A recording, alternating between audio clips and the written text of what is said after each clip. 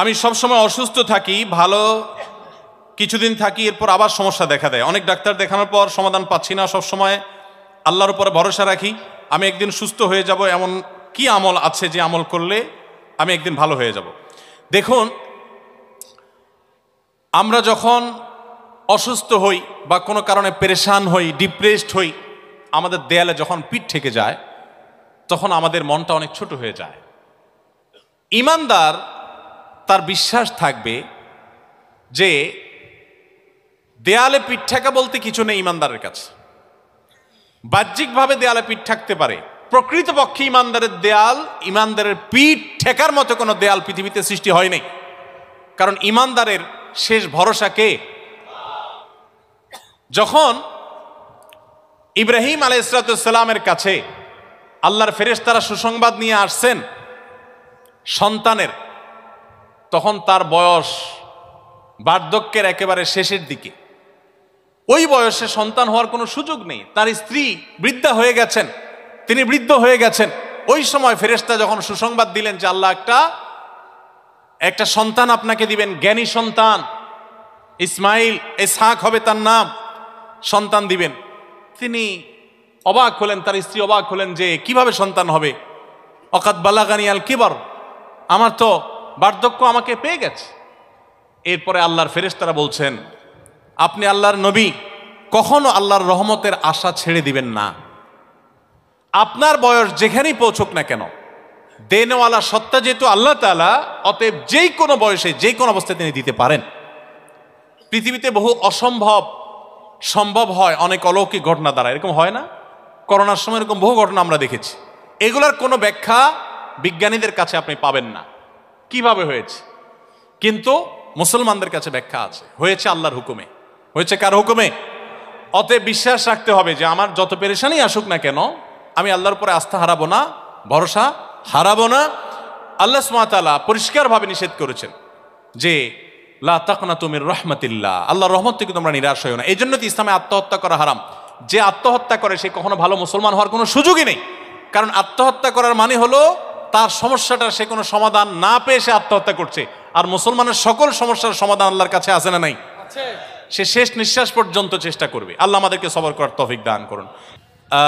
তো যেটা বলছিলাম যে অসুস্থ হয়ে গেছেন, সুস্থ হন নাই, খুব পেরেশান আছেন, আপনি আল্লাহর কাছে তাহাজ্জুদের সময় উঠে চোখের পানি ফেলে একদিন না, সম্ভব হলে নিয়মিত আপনি একটু নিবেদন করতে থাকেন। আমার জীবনে একটা ঘটনার কথা বলি।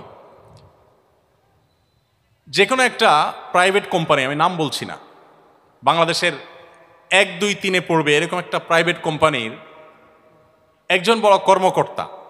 ওই অফিসে আমার একটা কাজ ছিল, ভাইয়ের সাথে একদিন দেখা হয়ে গেল। উনি আমাকে দেখে খুব আবেগ আপ্লুত হয়ে গেলেন। পরে ওনার অফিসে গেলাম, এক সময় গেলাম, চা খেলাম। উনি আমাকে বললেন, ভাই আপনার একটা কথা শুনে আমার জীবন পরিবর্তন হয়েছে। আমি বললাম, কি পরিবর্তন হয়েছে? মানুষ বেনামাজি নামাজি হয়ে গেছে এরকম কিছু? বললেন, না ভাই, আমার এমন এক রোগ হয়েছে যেই রোগ থেকে মুক্তির আপাত কোনো উপায় নাই। দেশের বাইরে বিভিন্ন জায়গায় চিকিৎসা করে আমি নিরুপায় হয়ে গেছি এবং নিরাশ হয়ে যাওয়ার পর্যায়ে চলে গেছি। সবাই বলে দিছে যে না, আপনার আর সুস্থ হওয়ার কোনো সম্ভাবনা, যে কদিন বেঁচে থাকেন ভালো মন্দ খান। বলে যে কোম্পানির কাজ ছেড়ে রেখে আমি গ্রামে চলে আসছি এবং শুধুমাত্র অপেক্ষা করছি যে আমার কখন সময় শেষ হয়। এরপরে উনি বললেন যে আপনার একটা আলোচনা শুনে তাহাজ্জুদের সময় আল্লাহর কাছে চোখের পানি ফেলে চাওয়ার যে গুরুত্ব, এটা বুঝে এটা শুরু করলাম। উনি বলেন যে একদিন তাহাজ্জুদে উঠে অনেক কান্নাকাটি, অনেক দোয়া, অনেক নামাজ পড়ে সকালে উঠার পর আমার শরীরে সেই রোগটা জিরো, অর্থাৎ একেবারে শূন্যের কোঠায় পৌঁছায় গেছে। চুল পরিমাণ কোনো অসুবিধা আমার নেই মনে হয়েছে। ওই ভাই এখনো বেঁচে আছেন, ঢাকায় কাজ করেন, মাঝে মধ্যে আমার সাথে যোগাযোগ হয়। সে ভাইটি আমাকে বললেন যে আমার শরীরে সেই থেকে আজও পর্যন্ত ওই রোগের কোনো আলামত আর একবারও আমি দেখিনি। এবং তিনি বললেন যে ভাই, আমি যে কোম্পানি ছেড়ে আমি গ্রামে চলে গেছিলাম, আবার সে কোম্পানিতে এসে আমি কাজ করছি, আল্লাহ আমাকে সুস্থ করে দিয়েছে। ডক্টর আব্দুল্লাহ জাহাঙ্গীর রহমতুল্লাহ আলাইহির একটা বক্তব্য শুনেছি। স্যার বলেছেন যে এক লোক তার জমি জমার একটা ইস্যুতে তার কাছে স্যারের কাছে এসেছিলেন, এসে একই অভিযোগ করেছেন যে আমার জমি জমার একটা মামলায় পড়ে গেছি, আমার ন্যায্য অধিকার থেকে বঞ্চিত করা হচ্ছে, আমার কোনো পেশি শক্তি নাই, কোনো মামু খালু নাই, কোনো হাই হ্যালোর পাওয়ার নাই, আপনি আমাকে একটু কোনো তাবিজ কবজ কিছু একটা আমল টামল কিছু একটা দেন। তো আব্দুল্লাহ জাহাঙ্গীর রহমাতুল্লাহ বলছেন যে তাহাজ্জুদে উঠে লম্বা লম্বা কেরাত রুকু সিজদা দিয়ে নামাজ পড়ে দুহাত তুলে একটু বুক ভিজিয়ে আল্লাহর কাছে একটু কাঁদবেন, একান্তে একাকী। তো লোকটা সে আমল করেছেন। অনেকদিন পর স্যার বলেছেন, স্যারের বক্তব্য আমি শুনেছি, স্যার বলেছেন যে ওই লোকটা এসে বলেছে যে স্যার আমি আল্লাহর কুদরত দেখতে পেয়েছি, আল্লাহ অলৌকিকভাবে আমাকে সে সাহায্য করেছে। তো যে ভাই প্রশ্ন করেছেন আমি তাকে বলতে চাই, কিছু কিছু সময়ের দোয়া আল্লাহ ফিরিয়ে দেন না, চাওয়াটা চাওয়ার মতো হতে হয়, হালাল উপার্জন করতে হয়, হারাম বক্ষণকারী দোয়া কবুল হয় না। আপনি ভোর রাতে উঠে উজু করে সুন্দর করে দুরাকাত করে লম্বা সময় নিয়ে আস্তে আস্তে ধীরে ধীরে 2 রাকাত 4 রাকাত 6 রাকাত 8 রাকাত যতটুকু পারেন তাহাজ্জুদ পড়েন। এরপরে দুহাত তুলে আল্লাহর কাছে মন ভরে একটু কাঁদেন, একটু চোখের পানি ফেলেন, সেজদা লুটিয়ে পড়েন এবং কাঁদতে থাকেন। আল্লাহর শপথ, আমি নিজেও এই তাহাজ্জুদের দোয়ার সরাসরি এফেক্ট আমার জীবনে বহুবার দেখার সুযোগ হয়েছে। কিছু কিছু সময়ের দোয়া ফেরত দেওয়া হয় না। আরাফাতের ময়দানের দোয়া, কাবার চত্বরে তওয়াফ করতে করতে দোয়া, মানে এটা আমার নিজস্ব অভিজ্ঞতার কথা বলছি।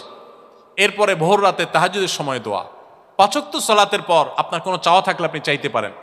আবার জুমার দিন আসরের পরের দোয়া, এই দোয়াগুলো খুব গুরুত্বপূর্ণ। এই জন্য দোয়া করবেন এবং দোয়া চাইবেন অন্যদের কাছে এই সময়গুলোতে, আর আল্লাহর কাছে দোয়া নিবেদন করবেন। আল্লাহ তাআলার কাছে আমরা দোয়া করি, যে ভাই অসুস্থ প্রশ্ন লিখেছেন আল্লাহ তাআলা সে ভাইকে পরিপূর্ণ শেফায়ে কামাল আজলা দান করেন। জাযাকুমুল্লাহু খায়রা ওয়া আখিরু দাওয়ানা আলহামদুলিল্লাহি রাব্বিল আলামিন। প্রথম প্রশ্ন, আমি আগে হারাম রিলেশনে জড়িত ছিলাম এবং তাকেই বিয়ে করেছি পরিবারের অমতে, এখন সবাই মেনে নিয়েছে, এখন আমাদের বিয়ে জায়েজ হবে কিনা ইসলাম কি বলে? যে ভাই তার বাবা মার অমতে বিয়ে করেছেন, বিয়ে করার পর এখন বাবা মা যদি মেনে নেয় তো আলহামদুলিল্লাহ, খুব ভালো। তবে এই গর্হিত কর্মের জন্য আপনার ইস্তেগফার করা উচিত যে আপনি বিবাহ বহির্ভূত সম্পর্ক স্থাপন করেছেন।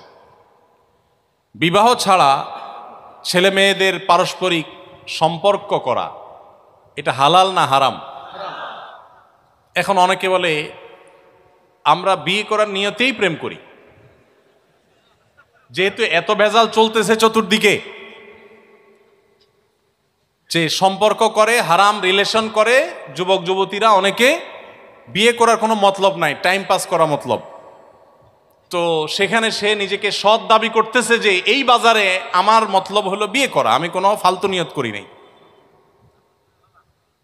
তো এ হলো কোরবানির উদ্দেশ্যে গরু চুরি করা মানুষের মতো, করছে গরু চুরি, উদ্দেশ্য কি?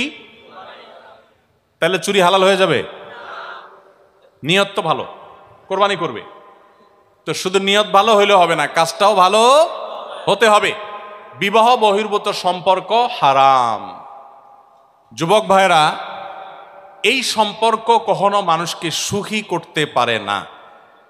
সাময়িক হয়তো খাহেশ মিটাতে পারেন, আপনি নিশ্চিত থাকেন যতটুকু হারামে লিপ্ত হবেন ততটুকু এর জন্য দুনিয়াতেই আপনাকে প্রায়শ্চিত্ত ভোগ করতে হবে। দাম্পত্য জীবনে অশান্তি, কলহ, আজকে ঘরে ঘরে সংসারগুলো ভেঙে খান খান হয়ে যাচ্ছে, দাম্পত্য সম্পর্কগুলো শেষ হয়ে যাচ্ছে। যতগুলো কারণ আছে এর ভিতরে একটা কারণ এটাও যে দাম্পত্য জীবন, বৈবাহিক জীবন গড়ে তোলার আগে অবৈধ সম্পর্ক করে আমাদের জীবনকে আমরা শেষ করি। অতএব যে ভাই প্রশ্ন করেছেন তাকে বলবো, আপনার পূর্বের কৃতকর্মের জন্য উভয়, যে আমরা বিবাহ ছাড়া সম্পর্ক করেছি সেজন্য আল্লাহর কাছে মাপ চাইবেন, এবং বাবা মা যেহেতু মেনে নিয়েছেন আলহামদুলিল্লাহ তাদের অনুগত থাকার চেষ্টা করবেন পরবর্তীতে।